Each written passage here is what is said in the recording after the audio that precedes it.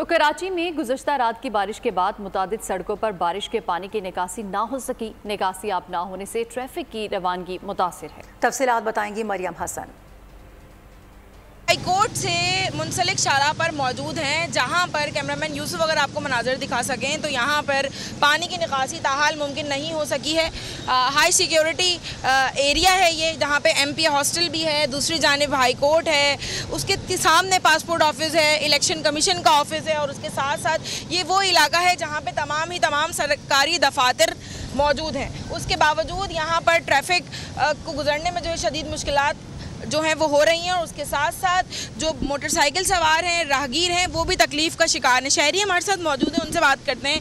Even अब पैदल walk नहीं कर सकते, गाड़ी तो बहुत दूर की बात है।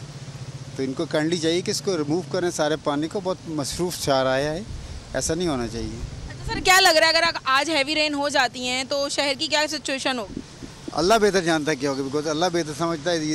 They people they are sleeping, they don't know anything. जहाँ चोकिंग पॉइंट्स हैं वहाँ पर उन चोकिंग पॉइंट्स को क्लियर किया जाए ताकि पानी की निकासी जो है वो आसानी से हो सके। ठीक है, मरियम बता रही थी क्या सूरत हाल है। सब्सक्राइब करें और बेल दबाएं ताकि कोई खबर रह न जाए।